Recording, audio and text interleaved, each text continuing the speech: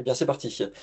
Donc, bienvenue à tous pour ce nouveau webinaire qui s'intitule Les meilleurs cas métiers supply chain des agents IA, appro, prévisionnement, prévision, production. Découvrez comment tirer le plus de valeur des agents IA pour votre supply chain. Oui, bonjour, donc je suis Arnaud Morvan. J'ai cofondé MaExobrain il y a 2 3 ans. Ça fait 25 ans que je travaille dans la supply chain. À la base, j'étais responsable supply chain. Puis j'ai travaillé comme directeur supply chain IT et directeur de la transformation chez industriel. J'ai aussi travaillé chez des éditeurs logiciels et j'ai commencé à travailler dans l'IA agentique pour la supply chain en 2017, il y a presque 10 ans maintenant, dans la Silicon Valley. Et maintenant, je mets ma compétence à profit des professionnels de la supply chain. Et quant à moi, je suis Damien Portman, associé du cabinet Alchemist Consulting que j'ai cofondé voici 10 ans maintenant. Alors juste une slide, promis, pas plus pour vous présenter Alchemis. Nous sommes un cabinet de conseil en organisation et management et nous avons un accent particulier sur la transformation des organisations et la conduite du changement autour de trois grandes expertises historiques qui sont la supply chain, bien évidemment, mais aussi l'excellence industrielle et le développement de produits, ou plus précisément la gestion de projet pour le développement de produits. Pareil, rapidement. Donc, MaExobrain, c'est une suite d'agents IA qui aident à gérer votre opération au quotidien. Vous allez le voir dans quelques minutes en action pour être vraiment concret. Et en gros, qu'est-ce que ça fait? Ça prend la donnée, ça la traite pour identifier les risques et les opportunités, vous recommander les meilleures actions, évaluer leurs impacts sur vos différents KPI et comment vous gérez vos opérations, coordonne les actions, parce que le but d'un agent IA, c'est aussi d'agir. Et ensuite, en parallèle, ce qui est la clé d'un agent, c'est que ça va tracer via une mémoire toutes les décisions prises. Vous allez pouvoir piloter l'agent et surtout pouvoir s'améliorer, soit en le pilotant, soit en apprenant de façon autonome. Et on vous présentera de façon très concrète dans quelques minutes. En introduction à ce webinaire, je voudrais rendre hommage à Edgar Morin, qui est décédé voici quelques jours à l'âge de 104 ans. Edgar Morin, philosophe, sociologue, écrivain, il a également été le théoricien de la pensée complexe. Mais nous devons à Edgar Morin également le terme de simplexité. La simplexité, en fait, c'est l'art de rendre simple, lisible, compréhensible des choses complexes. Contrairement à la simplicité qui supprime souvent des éléments, la simplicité organise la complexité pour la rendre maîtrisable. Alors, vous voyez où je veux en venir avec nos supply chains qui évoluent dans un environnement qualifié de VUCA ou bien de BANI. Alors, je ne sais pas si vous avez entendu le terme de BANI, c'est le dernier acronyme à la mode dans le monde de la supply chain. BANI, ça veut dire brittle, anxious, non-linear, incomprehensible. En bon français, fragile, anxieux, non-linéaire et incompréhensible. Alors, se pose la question du rôle que peut jouer l'agentique IA pour nous aider à naviguer dans ces environnements complexes.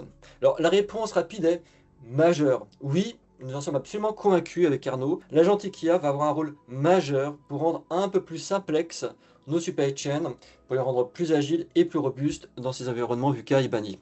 Pour conclure cette introduction, je voudrais vous livrer deux chiffres pour étayer cette conviction. Le premier chiffre, c'est 50%. C'est un sondage qui a été mené par IBM auprès de 10 directeurs supply chain qui montre que 50% d'entre eux déploient déjà l'agentique IA pour automatiser des workflows, des process sur supply chain. Le deuxième chiffre, c'est 50% aussi. Cette fois-ci, c'est selon Gartner, 50% des solutions de management supply chain vont embarquer d'ici 2030 des agents IA pour exécuter de façon autonome des décisions sur la supply chain bout en bout. Nous en arrivons à l'objectif qui est de donner corps à cette conviction. En fait, oui, l'agentique va profondément remodeler nos supply chains et donc nous allons imaginer ensemble à quoi pourraient ressembler les supply chains de demain avec l'agentique IA. Second objectif, nous allons vous présenter des cas d'usage concrets, très concrets. Ce sera vraiment le cœur du webinaire avec Arnaud. Et le troisième objectif, ça va être de vous donner quelques clés pour enclencher un projet de transformation avec l'agentique IA. Le déroulé du webinaire avec en première partie ce qu'on appelle avec Arnaud les super pouvoirs des agents IA. Deuxième partie, ce sera une démonstration de MyXoBrain avec quelques agents spécifiques. Partie 3, ça va être justement présenter les clés d'une transformation en profondeur. Et bien sûr, nous garderons quelques minutes à la fin du webinaire pour répondre à vos questions. C'est parti pour la première partie, les super pouvoirs des agents IA. Mais peut-être en préalable, Arnaud, tu peux nous dire en fait ce que c'est qu'un agent IA et ce que ce n'est pas? Donc oui, c'est un outil, une technologie qui va faire plusieurs choses. Elle va raisonner et elle va pouvoir décider, agir donc suite à sa décision et apprendre automatiquement. Donc ça, c'est vraiment le cœur par rapport à un système traditionnel qui souvent raisonne et puis recommande. C'est la partie j'ai de la décision, je prends une action et j'apprends. Et en parallèle, grâce à ça, et ce qui est important, c'est que l'humain continue à être le pilote quand même de ce qui se passe avec un agent. Un agent est juste là pour vous assister. Et surtout, l'humain va pouvoir piloter le niveau d'autonomie qu'on veut lui donner. Et donc, c'est bien plus qu'un chatbot.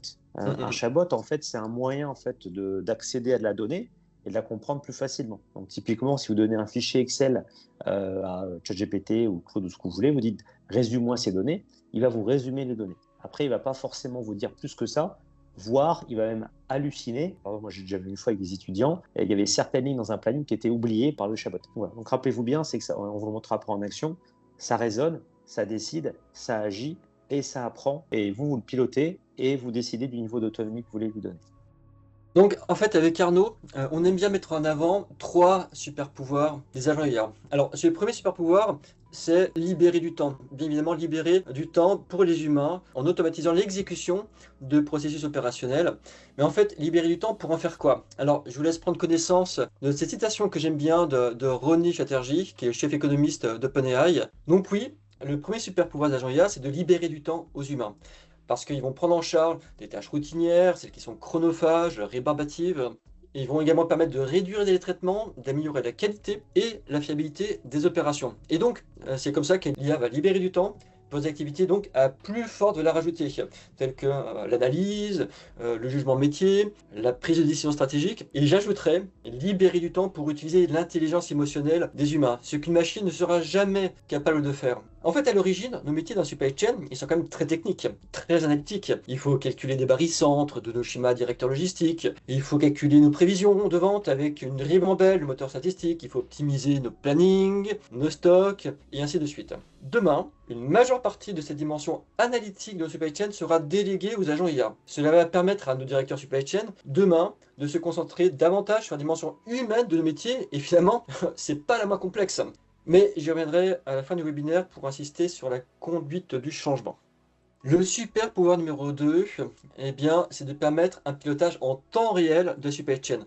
Et oui, parce que l'agent IA, il travaille 7/7, 24/24, il ne prend pas de café, pas de pause cigarette, pas de congé, il est tout le temps à son poste.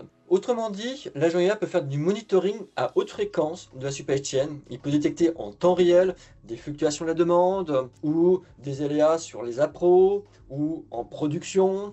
Il va pouvoir évaluer les impacts, il va pouvoir prendre en temps réel des décisions qui s'imposent sans dépendre des calendriers humains ou de cycles des routines managériales. Évidemment, tout ça se fait dans le cadre strict de délégation qui aurait été défini par l'humain. Le troisième super pouvoir des agents IA, c'est de développer des activités au-delà des limites humaines, en appliquant de manière continue une logique et une analyse cohérente à des millions de pièces, à des milliers de fournisseurs, de flux logistiques, de politiques, de scénarios. Et donc, l'agent IA, il va également étendre la couverture et la profondeur d'analyse bien au-delà des capacités d'une équipe humaine seule. Et maintenant, imaginons nos supply chains end-to-end peuplées de divers agents IA dotés de ces super pouvoirs. Nous avons d'abord les agents exécutants. Ce sont des simples outils finalement qui vont exécuter des tâches basiques, spécifiques au sein d'un domaine fonctionnel. Là, on a pris l'exemple du domaine des achats et des appros. Donc là, on peut imaginer un outil qui va monitorer les commandes fournisseurs et les accusés de réception. Mais nous pouvons aussi avoir des agents partenaires. Ce sont en fait des agents qui vont être à côté des opérationnels, qui vont les aider à prendre des décisions. Par exemple, dans le secteur de l'agro ou de la pharma, il est important de piloter les durées de vie de produits, les dates d'expiration. Par exemple, en contrôle réception, il est important de contrôler ce qu'on appelle les remaining shelf life, en bon anglais, pour savoir si est-ce que j'accepte ce lot ou je le renvoie au fournisseur parce qu'il est un peu trop vieux. Et donc l'agent IA, il peut aider à prendre et accélérer ces prises de décision aux côtés de l'humain. Puis nous avons des agents orchestrateurs. Ce sont des agents qui vont orchestrer des décisions et des actions au sein d'un domaine fonctionnel. Par exemple, on peut avoir un agent qui va construire, proposer plusieurs scénarios d'approvisionnement afin de préparer une réunion SNOP, par exemple. Et enfin, nous avons des agents cross-fonctionnels. Ce sont les plus capés des agents IA. Ils fournissent de l'intelligence sur l'ensemble de la supply chain end-to-end, avec l'objectif d'aligner les différentes parties prenantes sur des décisions éminemment transversales, comme par exemple la gouvernance de la data. On sait que c'est vraiment une dimension critique, cette gouvernance de la data, pour la contrôler, l'enrichir petit à petit. On peut également avoir des thèmes autour du pilotage des risques et de la résilience supply chain, donc transverse l'ensemble de la supply chain. Et bien sûr, au sommet de la chaîne alimentaire, on a les humains qui vont piloter l'ensemble de ces agents et qui vont intervenir au point clé de cette supply chain de bout en bout. C'est le concept de l'humain in the loop ou on the loop. Donc, on en reste là avec les concepts. Et maintenant, place à la pratique avec la présentation du cas d'usage concret. Comme vient de le mentionner Damien, en fait, les agents peuvent vous aider sur toute votre supply chain. Ça peut traiter votre demande, vous aider pour gérer vos approvisionnements, gérer votre production, gérer votre inventaire ou les obsolescences pour les inventaires ou gérer la livraison des commandes clients. Pour chacun, en fait, qu'est-ce qu'il va faire? En fait, un agent va prendre les informations qui sont nécessaires pour prendre une décision, va évaluer les différentes options grâce à toutes ces informations et va identifier la meilleure solution. Donc, si on prend le cas de la demande, qu'est-ce que fait cet agent? Il va aller prendre la demande ferme, prendre la demande prévue, prendre tout le supply que vous avez dans votre réseau, donc des stocks, des déploiements en cours, des transferts, de la production, et identifier où est-ce qu'il y a des risques de ne pas pouvoir répondre à la demande. Parce que par exemple, vous avez une promotion qui a très bien marché si vous avez un produit de consommation, ou en pharma, il y a soudainement un pic de maladie qui va se déclencher. Et donc, il va prendre cette demande, prendre le supply et identifier les risques. Il va dire, par exemple, sur ce cadre-là, je dois réallouer la demande entre les marchés. Donc, les marchés pouvant être des verticaux, type si on fait du omnicanal, ou alors pour des marchés géographiques ou des marchés entre vente en B2B, vente en B2C. Ou alors augmenter le supply, donc augmenter votre production. Ou alors pour répondre à la demande, expédier des déploiements, que ce soit en complet ou en partiel. Et pour chacun, ce qui est important en fait dans un agent, c'est que vous puissiez comprendre en quoi c'est une bonne recommandation. Donc par exemple pour chaque agent, vous allez pouvoir voir les impacts, voir le contexte, voir quels sont les stocks, pourquoi est-ce que mes stocks plus mon supply ne répondent pas à cette demande, voir des problèmes de données, etc., etc. Le but est que vous puissiez simplement comprendre et décider est-ce que c'est une bonne recommandation entre réallouer, comme je vous dis, augmenter le supply ou alors faire un déploiement partiel. On va voir l'impact par exemple sur le coût et le chiffre d'affaires et les pénalités associées.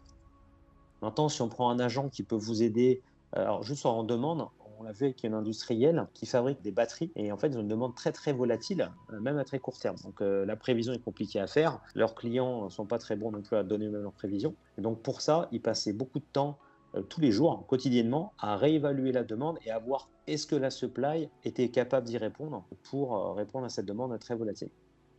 Si on prend maintenant le cas de l'approvisionnement, c'est un cas qui est très très fréquent.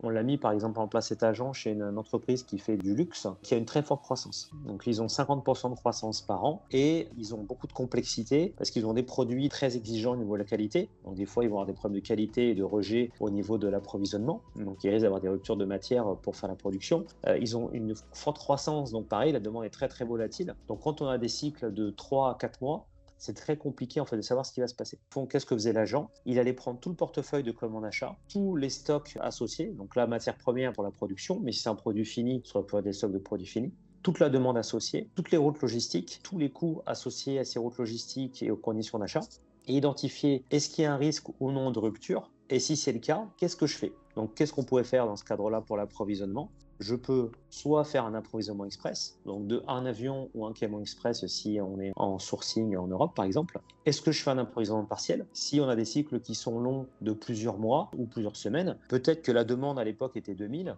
et que maintenant mon vraiment risque de rupture est de 700. Donc peut-être que je peux faire un approvisionnement partiel maintenant de 700 qui sera couvert pour éviter la rupture et un approvisionnement de 300 restant 2-3 semaines après. Est-ce que je dois créer une nouvelle commande en urgence et éventuellement pouvoir mettre cette commande en attente pour pouvoir remplir des conditions d'achat spécifiques? Ou alors est-ce que je veux faire un sourcing différent? Donc par sourcing différent, il y aurait 3 possibilités. Est-ce que je vais faire du sourcing interne? Est-ce que ce produit est peut-être disponible dans une autre usine? D'où l'intérêt de l'agent qui va aller regarder quels sont les stocks et la demande dans cet autre site et quel est le délai entre les deux sites. Si votre rupture, par exemple, est dans 5 jours avec votre délai de transport depuis une autre usine qui est en Pologne ou en Espagne de 3 jours, peut-être que ça peut vous aider. ou alors faire une substitution, donc acheter un produit qui a été validé par la qualité, validé par les achats pour faire un approvisionnement de remplacement, ou alors aller, si vous faites un multi-sourcing, aller chez un autre fournisseur. Et donc pour tous ces cas, c'est la même chose. Exobrain va prendre toutes ces données, va les traiter et identifier parmi toutes ces options quelle est la meilleure solution. Et pareil, elle a l'explainabilité, donc il va vous donner en langage naturel, voilà pourquoi c'est la meilleure décision, voilà plus d'informations au niveau des impacts, que ce soit un impact de CO2 ou que ce soit un impact de coût, parce que là c'est l'approvisionnement express. Si je faisais un approvisionnement chez un autre fournisseur, il irait calculer quel est l'impact en termes de coût d'achat en plus. Et après, quelles actions, sur quoi vous devez agir. Lorsque ça va décider, il faut mettre à jour cette commande spécifique, cette ligne de commande, en demandant un approvisionnement express à telle date. Donc, c'est la partie action de l'agent. Et pareil, vous allez pouvoir le contexte ou des problèmes de données et comprendre aussi pourquoi c'est d'autres solutions. Si maintenant on descend dans sa chaîne de valeur, on va faire la production. Donc là, c'est une problématique qui est assez commune parce qu'on peut faire ces plans de production qui ont été bien lissés, on a fait sur RCCP, etc. Mais en fait, la réalité arrive et les commandes fermes tombent. Et là, il faut décider qu'est-ce que je fais pour ces commandes. Et donc, il y a deux actions. Donc, soit on va pouvoir jouer sur la capacité, mais on va pouvoir aussi jouer sur l'aspect humain avec le nombre de personnes nécessaires.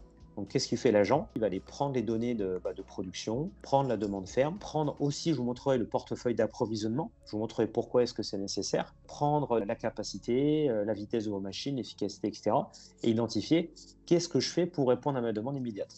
Donc, qu'est-ce que je peux faire? Soit je produis comme c'est prévu parce que finalement mon plan a été très bien calé et il n'y a pas vraiment d'exception, soit je dois anticiper ma production et en effet la production pour répondre à cette demande ferme qui est immédiate et il y a de la capacité nécessaire un petit peu en avance. Ou alors, je dois changer mes shifts, donc rajouter par exemple du personnel à une semaine et peut-être éventuellement en enlever à la semaine suivante. Ou alors, il faut que je déplace la production, peut-être une commande qui est plus importante qui est passée, donc une production est plus urgente, a plus d'impact financier, donc peut-être qu'il faut décaler une production et en anticiper une autre. Et si par exemple, je vais vous prendre changer les shifts, on rajouter les équipes, maintenant, vous allez pouvoir voir le détail et analyser. Donc, si là, vous voulez trier, on voit les impacts financiers à chacun. Donc, quel est le coût de rajouter du personnel? Quel est l'impact sur mon chiffre d'affaires? Et pour chacun, maintenant, pareil, vous allez pouvoir voir le contexte, identifier en détail des impacts financiers que vous avez en termes de chiffre d'affaires, ou en termes de coûts, en termes de charges et de capacité, voir les KPI associés. Donc, pareil, le chiffre d'affaires, le coût, la capacité et puis votre charge. Et maintenant, ça va vous aider à rapidement prendre une décision pour mieux gérer votre production. Si on continue la chaîne de valeur, maintenant, qu'est-ce qu'on a fait? On a des stocks à gérer. Donc, au niveau des stocks, il y a un cas qui est très commun pour trois raisons. Soit parce qu'on va avoir des risques de rupture, soit parce qu'on a un risque de péremption ou de fin de vie de produit, ou alors des risques de surstock.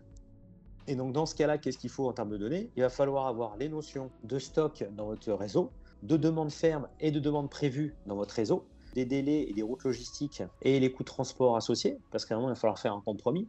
Si par exemple vous évitez une rupture pour 1 000 €, mais que le camion et le transport coûtent 2 000 €, financièrement, il n'y a peut-être pas un intérêt à le faire. Et ça peut aussi avoir des contraintes logistiques aussi. Par exemple, dans des commerces, vous avez plusieurs sites, vous avez en France ou à l'international, peut-être qu'il y a des conditions où on ne peut pas bouger les produits d'un site à l'autre.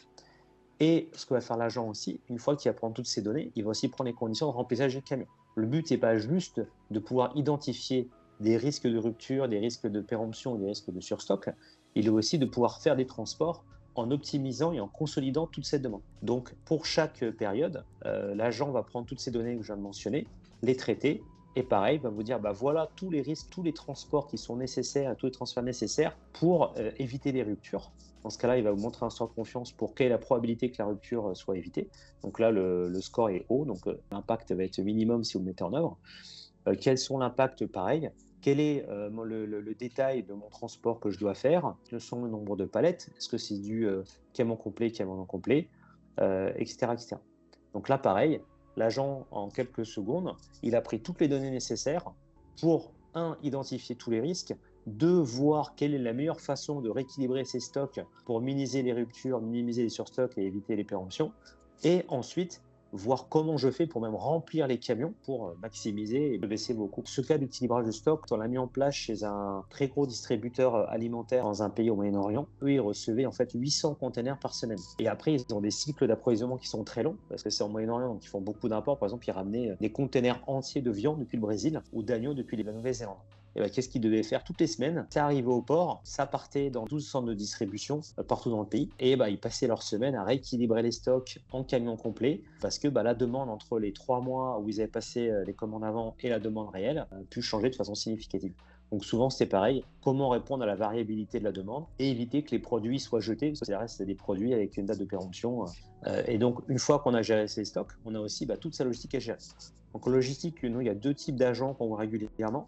Gérer la capacité de ces entrepôts. Je ne vais pas vous la montrer, en fait, c'est très similaire à gérer sa production. C'est beaucoup de conditions autour de comment, surtout, je gère l'aspect humain. Donc, quelle est ma capacité de préparation? Quelle est la productivité de mes salariés? Est-ce qu'il faut que je montre des heures? Est-ce qu'il faut que je rajoute des intérimaires? Est-ce qu'il faut que je bouge mes équipes entre la préparation et la réception ou vice-versa? Et il y a aussi le remplissage des camions en camion complet. Ça, c'est un cas métier qu'on voit à peu près dans toutes les industries aussi. Pour les grandes consommations, la pharmacie, des équipementiers automobiles, la pétrochimie. En fait, c'est un cas qui est très, très régulier, que ce soit en amont quand on fait de l'import. Donc, comment je fais pour maximiser ce que je mets dans mes camions ou ce que je mets dans mes containers, ou alors en aval pour livrer ses clients. Et après, ce qui est important, c'est qu'en effet, il y a des outils type TMS qui vont pouvoir définir au mieux ce qu'on met dans un camion.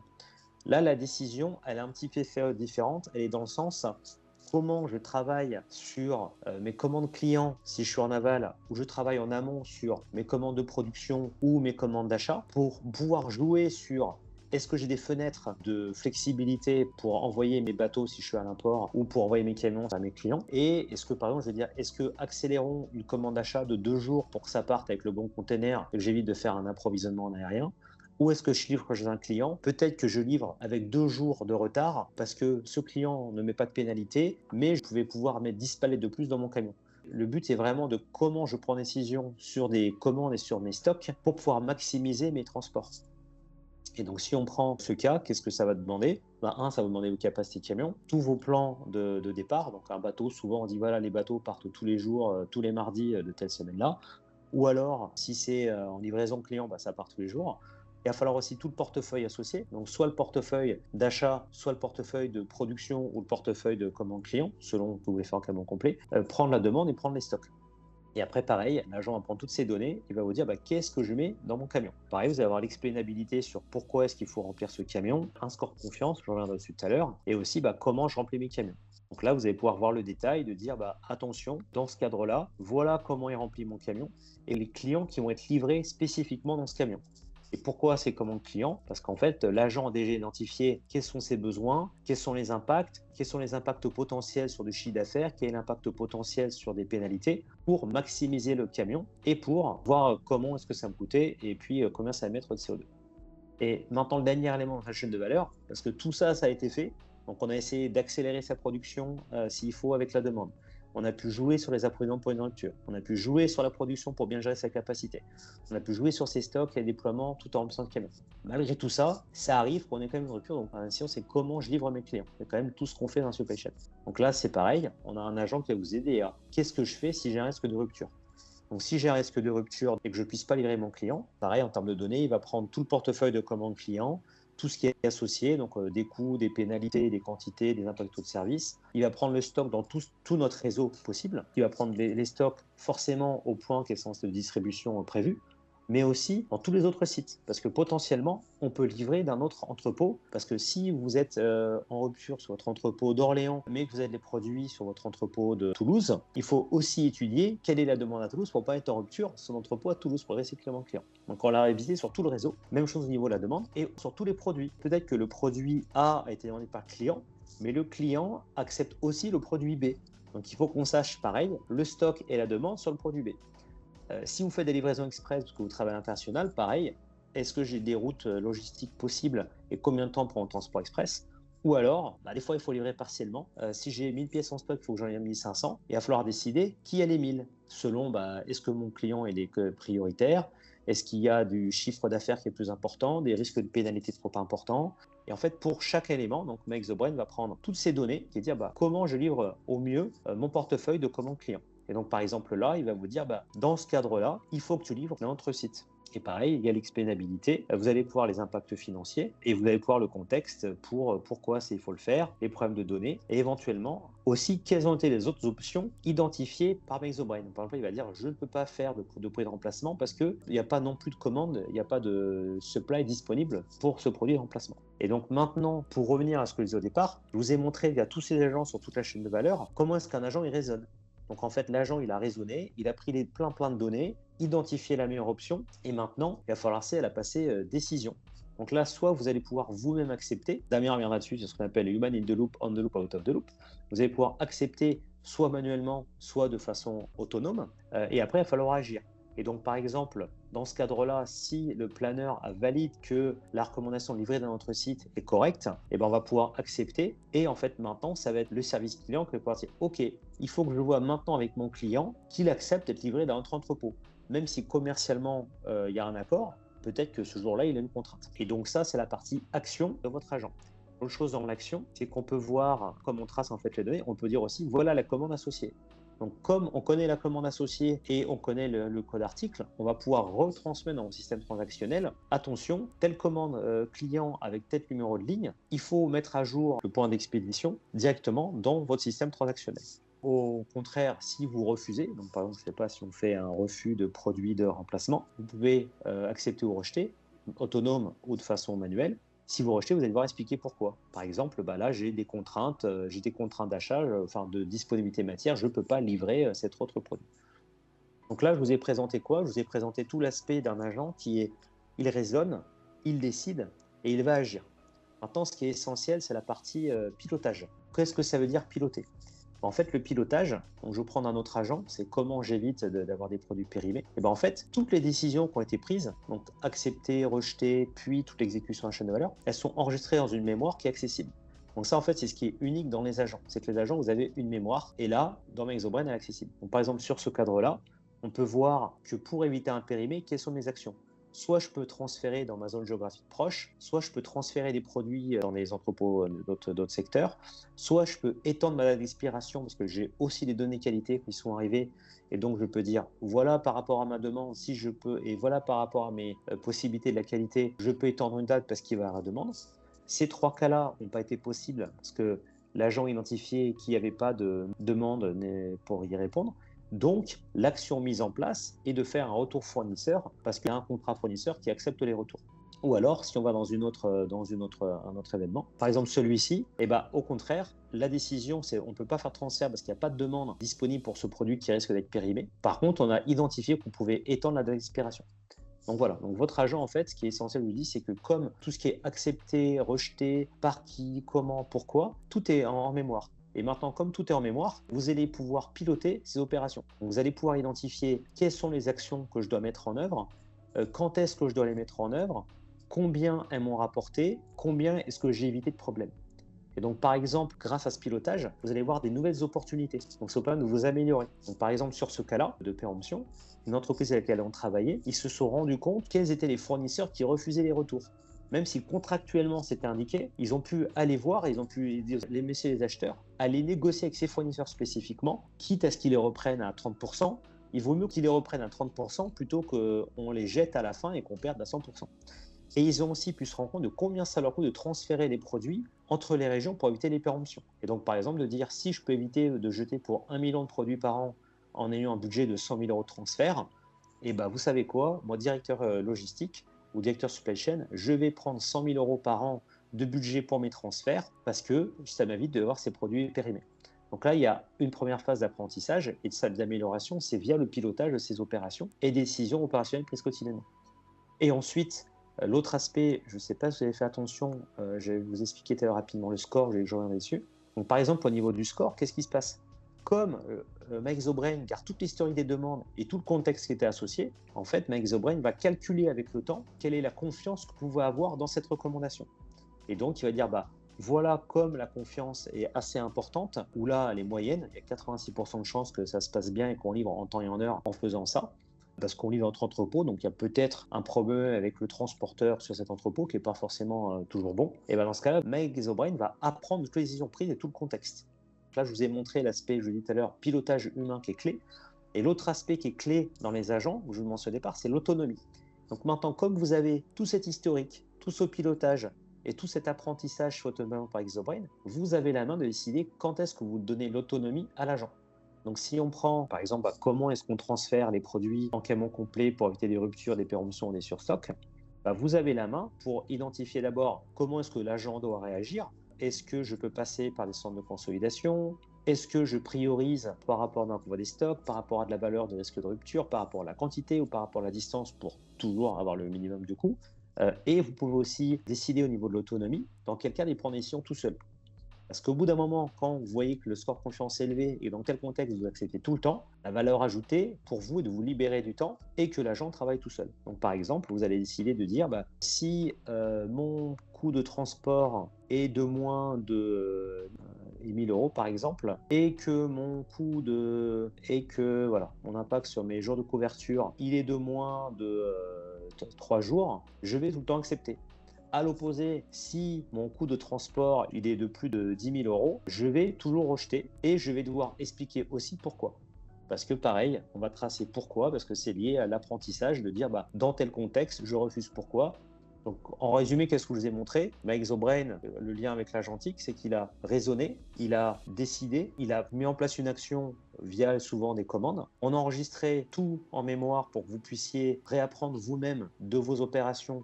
Et surtout, vous avez lavé la main. À la fin, il faut toujours garder la main sur le pilotage, quels sont les impacts financiers et les impacts sur vos KPI, et décider quand est-ce que l'agent est autonome pour travailler tout seul. Merci Arnaud pour cette démonstration. Arnaud, parce qu'on est plutôt des gens pragmatiques en supply chain, on aime bien les gains sonnants et trébuchants. Qu'est-ce qu'on a comme gain typique avec ces agents IA? Le premier gain, c'est les gains on va dire de productivité, parce que un agent, comme je le montrais, en fait, il va automatiser des tâches qui sont souvent faites manuellement aujourd'hui, donc des décisions de commande client, comment je livre ou de transfert. Donc l'agent va pouvoir vous aider à automatiser vos tâches. Et par exemple, là, on s'est rendu compte chez un client que grâce au temps qui va être libéré pour ses équipes, ils vont pouvoir travailler sur des choses auxquelles ils ne travaillaient pas aujourd'hui. On était à une réunion avec Damien et avec une entreprise où le directeur supply chain disait « Je veux que mes équipes gagnent du temps, pas nécessairement pour que l'agent me fasse gagner en tant que tel, baisser mes stocks, mais pour que mes équipes aient le temps de travailler sur les problèmes de fond, de pourquoi j'ai trop de stocks. » Parce que peut-être qu'il faut négocier des minimums de commandes différents avec les fournisseurs. Peut-être qu'il faut discuter avec la part de production, par exemple, sur des tailles de lot. Peut-être qu'il faut revoir ses politiques de gestion de stock, etc., etc. Donc en fait, première chose, il y a des gains en termes de productivité qui vous libèrent du temps pour vous-même travailler sur les tâches de fond qui vont vous rapporter. Et après, l'agent en tant que tel, il a des gains directs en fait sur vos KPI. Parce que comme je vous ai montré, en fait, chaque agent trace les impacts sur tous les KPI que vous avez. Donc nous, ce qu'on a constaté, en fait, il y a les gains après de performance directs liés au KPI, comme on les mesure et comme vous pouvez les piloter après dans votre tableau de bord. Ça va être des opportunités qu'on a constatées. C'est des réductions de rupture de stock jusqu'à 10%, des risques d'obsolescence, de produits de péremption de 30%, et on a vu aussi sur des cas métiers des réductions de coûts de transport de 20%. Et voilà, donc effectivement, il y a ce que tu disais, Arnaud, sur le fait qu'on a des gains également sur la réduction des obsolescences et coûts de transport. Arnaud, je me permettrais d'ajouter aussi qu'on a des gains, au-delà des gains quantitatifs que tu évoques, on a des enjeux majeurs aussi sur la capitalisation de nos savoir-faire. Parce qu'en fait, qui parmi vous n'a pas pesté avec le départ à la retraite de vieux loups de mer à la planification ou à la prod ou aux appros, tous ceux qui ont porté avec eux des pans entiers de la mémoire de votre entreprise, de ses savoir-faire, vous savez, tous ces petits trucs qui font que ça marche et qui ne sont pas documentés. Et bien en fait, avec l'Agentic IA, ça permet justement de capitaliser, de conserver ces savoir-faire, de les documenter, de les partager. Et ça, pour nous, c'est vraiment un enjeu absolument majeur que permet l'Agentic IA. On arrive à la dernière partie du webinaire qui est consacrée à les mentions de transformation de la supply chain avec l'Agentic IA. Et en fait, on distingue 4 dimensions à la transformation supply chain. La première, c'est l'axe système d'information et data. Parce que vous avez tous un ERP, enfin normalement. Certains d'entre vous ont également un APS, peut-être un EPM et évidemment Excel, n'est-ce pas? Eh bien, la première étape sera de mener un pilote avec un agent simple, facile à mettre en œuvre, mais qui va déjà vous libérer du temps. Puis ensuite, vous le déploierez, puis vous recruterez de nouveaux agents IA. En fait, j'aime bien en fait le terme de recruter, autrement dit de mettre en œuvre un agent IA, mais le terme recruter, ça veut dire qu'en fait, vous allez enrichir vos équipes humaines de nouveaux collègues finalement. Et donc, vous allez mettre en place, recruter progressivement une diversité d'agents IA, des outils, des partenaires, des orchestrateurs qui vont collaborer entre eux et avec les humains. Le deuxième axe de transformation, c'est l'axe processus. Aujourd'hui, vous avez des processus plus ou moins optimisés pour les humains avec vos outils conventionnels actuels. Et bien demain, on a vu tout à l'heure avec Arnaud, eh bien, quelques-unes de vos étapes vont être automatisées, d'autres vont requérir une collaboration, une interaction avec l'humain. Et donc, les routines de travail vont évoluer, les processus de travail vont évoluer au fur et à mesure et s'optimiser dans une logique d'amélioration continue. Le troisième axe, c'est l'axe organisationnel et humain. Vos équipes vont accueillir, donc intégrer de nouveaux collaborateurs à Joria. Ça va libérer du temps. Vous allez devoir, en conséquence, revoir les rôles et les responsabilités des humains. Il faudra accompagner le changement nécessairement. C'est vraiment hyper important. J'y reviendrai juste après.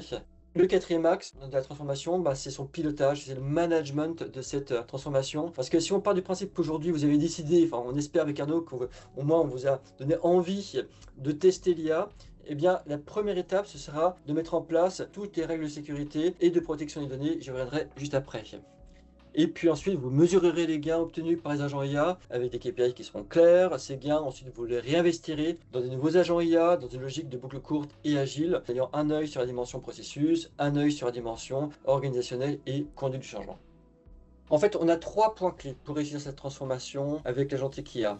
La première, c'est ce que j'évoquais tout à l'heure, c'est la dimension data sécurité.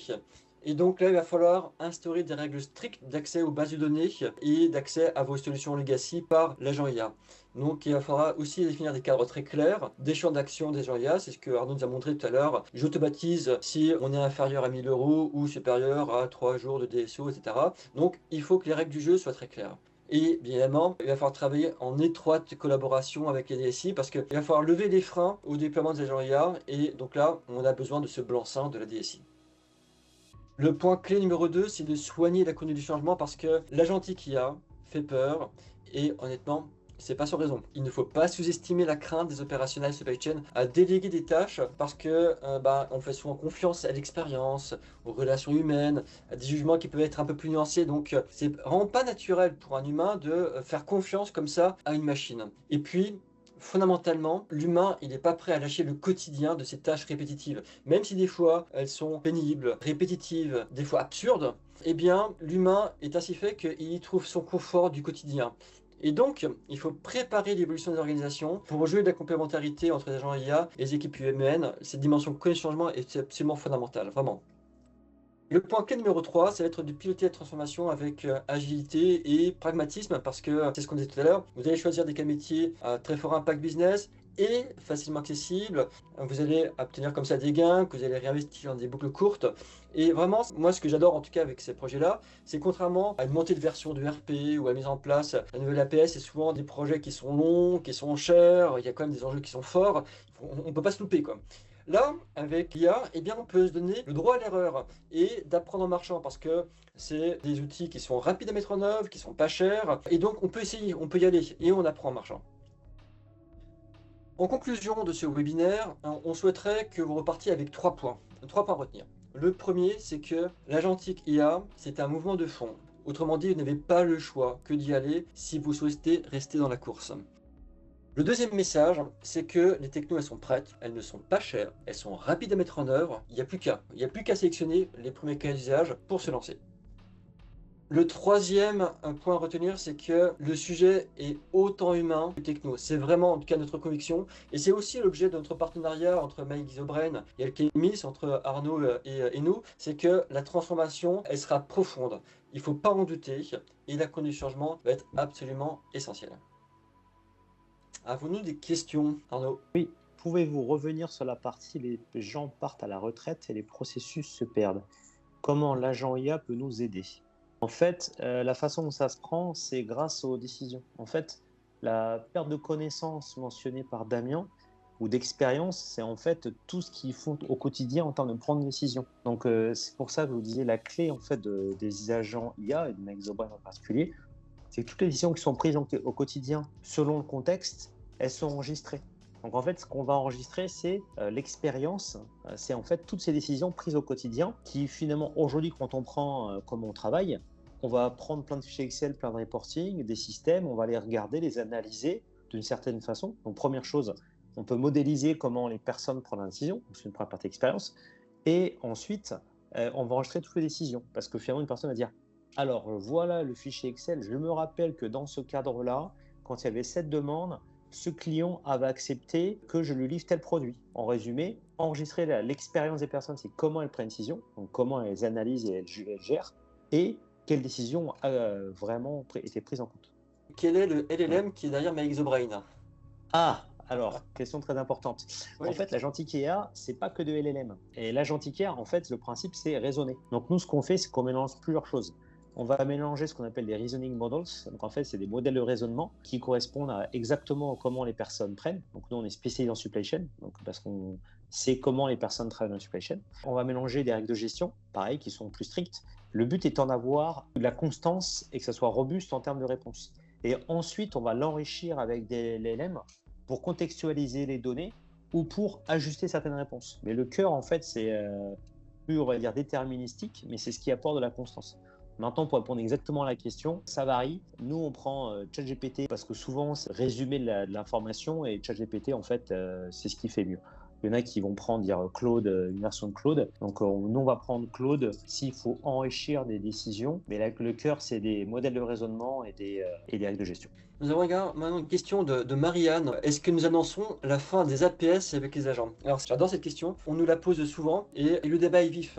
Je vous livrer moi ma compréhension, mais qui n'engage que moi, c'est que les APS, ils sont extrêmement forts pour planifier, pour optimiser, mais aujourd'hui en tout cas, ils seront en limite d'exercice lorsqu'il s'agit de gérer tous les aléas du quotidien, tout ce qui fait le sel finalement de nos supply chain. Aujourd'hui, même avec les APS, on a tout un tas d'études qui montrent que entre 20 et 60% du temps, des opérationnels passent sur Excel à gérer des urgences. Donc les APS, c'est magnifique pour planifier, pour optimiser, mais par contre pour gérer les aléas, eh bien c'est là où les agents IA sont extrêmement pertinents. Une fois que j'ai dit ça, il y a le monde donc des APS de la planification et le monde des agents IA sur l'exécution. Les deux mondes vont s'interpénétrer parce qu'aujourd'hui, les APS vont progressivement se doter d'agents IA pour descendre la chaîne alimentaire des APS vers l'exécution. Et à contrario, il y a les outils qui viennent du monde agentique IA qui vont progressivement monter sur des sujets de APS et de planification. Arnaud, est-ce que tu souhaites apporter un complément à cette réponse?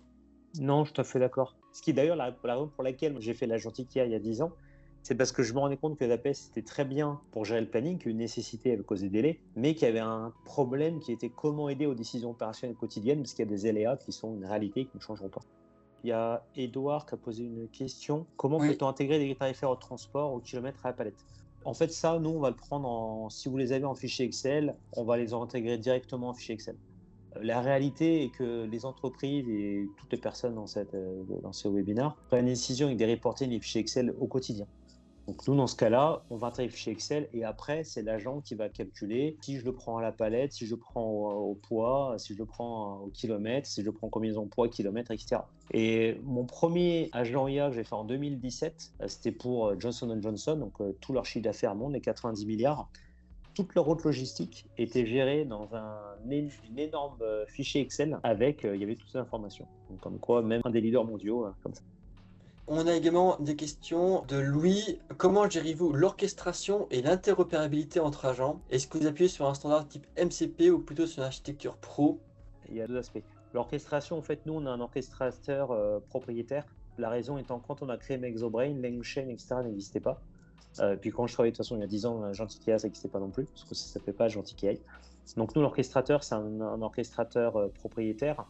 L'avantage de l'orchestrateur propriétaire, c'est qu'il est configurable. Je ne vous l'ai pas montré, mais on peut le configurer. Parce que comme ça, on s'assure que l'orchestrateur correspond vraiment au processus et au workflow entreprise.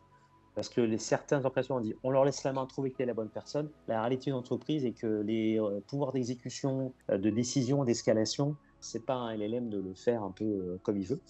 Maintenant, la partie intégration, nous, en fait, on fait des API à la base. Et en fait, les MCP, c'est une couche au-dessus d'API. Donc aujourd'hui, on est 100% API. et on est en train de mettre en MCP certains aspects. Et maintenant, nous, les agents, alors, il y a deux types d'interopérabilité. Il y a les agents entre eux dans MyExobrain. Eux, en fait, ils sont déjà, comme on est propriétaire, alors que c'est propriétaire, en fait, on a déjà l'interopérabilité. Donc, par exemple, l'agent je transfère un produit du site A au site B, donc l'agent inventaire, va donner l'information à l'agent appro, par exemple, ou à l'agent que je vous montrais production. Donc, nous, on a déjà l'orchestrateur propriétaire qui permet de faire tout ça. Maintenant, c'est l'interopérabilité avec d'autres agents externes, ça sera fait soit une API, soit de MCP. Désolé, c'est très technique pour tout le monde. Donc, Je suppose que les recommandations de l'agent s'améliorent avec le temps, plus il apprend via le machine learning. Au bout de combien de temps les recommandations deviennent vraiment fiables? c'est une très bonne question. C'est pas un problème de temps, c'est un problème de volume de données. Dans le sens où pour qu'une machine apprenne, ce qui est le machine learning en général, c'est comme ceux qui font du machine learning pour faire des prévisions de vente, il faut avoir assez d'historique et assez de données. Donc là, nous, on est une entreprise qui gère les obsolescences avec MyExobrain. Les décisions sont hebdomadaires avec quelques dizaines de décisions. Donc là, ça va prendre des mois et des mois avant que je collecte toutes les décisions pour que vraiment la qualité de machine soit suffisamment bonne. Mais ils en sont rendus là. À l'opposé, j'ai un autre client que je m'en suis dit, celui qui a 800 containers. Eux, c'est 8 containers par semaine. Donc là, ça va très très vite. Donc là, c'est l'histoire de quelques semaines. Mais c'est pour ça qu'aussi le pilotage est la clé. Parce que comme on a accès à la mémoire, en fait, via le pilotage des tableaux de bord, dès le premier jour, on voit tout de suite ce qui se passe. Parce que finalement, aujourd'hui, les décisions quotidiennes, quand on est splash manager, c'est un peu une boîte noire. On ne sait pas pourquoi nos équipes font ça ou qu'est-ce qu'elles prennent. Donc en fait, dès le premier jour, via le pilotage, on peut même réapprendre. Donc les obsolescences que je mentionnais, ils vont pouvoir passer en machine learning, mais au bout de 3 semaines, on a fait le comité de pilotage et le VP Splash dit « Ok, je vois déjà les gains ».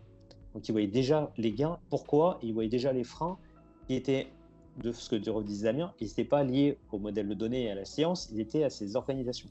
Donc il a vu des gains qui étaient freinés à cause de son organisation. Donc l'amélioration s'est faite en fait en quelques semaines parce qu'il a pu décoincer des problèmes d'organisation qui étaient en interne et qui ne pouvaient pas accéder. Eh bien, écoutez, je crois qu'il est temps de clôturer ce webinaire. Maintenant, si vous avez des questions complémentaires, n'hésitez surtout pas à nous contacter. Merci à tous, excellente fin de journée. Merci, au revoir.